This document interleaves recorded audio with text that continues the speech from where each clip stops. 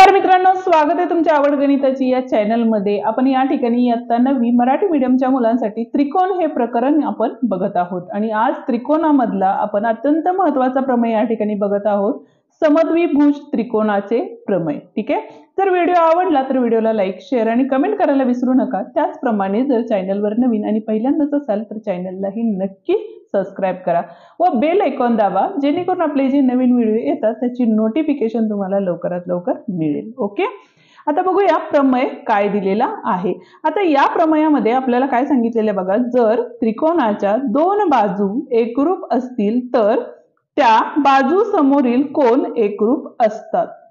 म्हणजेच आपल्याला काय सांगितलेले बघा, एक त्रिकोण आपल्याला या ठिकाणी दिलेला आहे, जो पक्षामध्ये आपल्याला काय लिहायचं असतं तर दिलेल्या गोष्टी म्हणजे तरच्या आधीच्या ज्या गोष्टी असतात त्या आपल्याला पक्षामध्ये लिहायच्या असतात। म्हणजे काय दिलेलं आहे तर त्रिकोणाच्या दोन बाजू एकरूप असतील।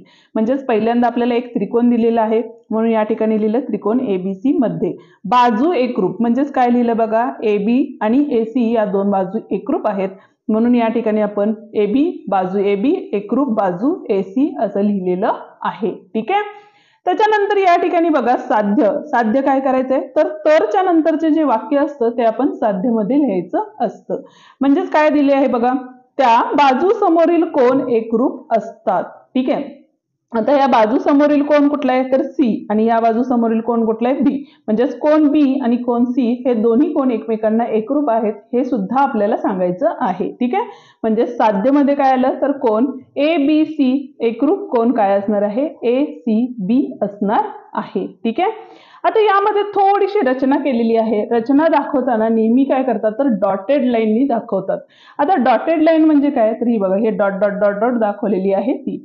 तर काय केलेली आहे रचना तर त्रिकोण ए बी सी मध्ये, ठीक आहे, हा जो त्रिकोण आहे त्या त्रिकोण ए बी सी मध्ये काय सांगितलेलं आहे आपल्याला तर कोन बी ए सी चा दुभाजक काढा। म्हणजे कोन ए चा कोन दुभाजक काढलेला आहे। ठीक आहे, आता त्याच्यानंतर काय झालं तर तो बाजू बीसी ला जेथे छेदतो त्या बिंदूला डी नाव द्या।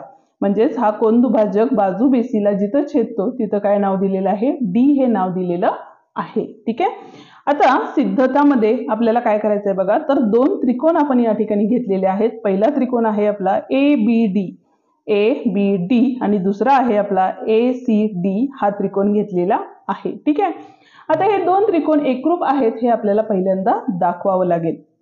त्यासाठी काय केलेलं आहे बघा, इथं तर रेघ AB एकरूप रेघ AC, म्हणजेच आधीच आपण इथं लिहिलेलं आहे बघा, AB आणि AC ह्या एकरूप बाजू आहेत, तेच आपण या ठिकाणी लिहिलेलं आहे। म्हणून या ठिकाणी कारण सुद्धा पक्ष असं लिहिलेलं आहे। आता कोन दुभाजक आहे त्यामुळे इथला कोन आणि इथला कोन हे दोन कोन सुद्धा एकमेकांना एकरूप असणार आहेत, बरोबर आहे। म्हणून कोन BAD एकरूप कोन CAD हे काय आहे आपली रचना आहे। ओके, त्याच्यानंतर बघा एडी आणि एडी ही आपली काय झाली, दोन्ही त्रिकोणातली बाजू आहे, म्हणजे सामायिक बाजू आहे। त्याच्यामुळं आपण काय लिहिलं, रेघ एडी एकरूप रेघ एडी म्हणजे सामायिक बाजू झाली। म्हणून त्रिकोण ABD एकरूप त्रिकोण ACD। आता आपण एकरूपतेच्या कसोट्या परवाच बघितलेल्या आहेत आणि त्यामध्ये बघा तर बाजू कोन आणि बाजू म्हणजे दोन बाजूंनी एक कोन या ठिकाणी समाविष्ट केलेला आहे। म्हणजेच या ठिकाणी कुठली कसोटी येणार आहे आपली तर बा कसोटीवरून। ठीक आहे, आता पुढे बघा, जर दोन त्रिकोण एकमेकांना एकरूप असतील तर त्याचे राहिलेले कोन आणि राहिलेल्या बाजू ह्या सुद्धा काय असतात, एकमेकांना एकरूप असतात। म्हणजेच कोन ABD आणि काय असणार आहे कोन ACD हे सुद्धा एकमेकांना काय झाले, एकरूप झाले।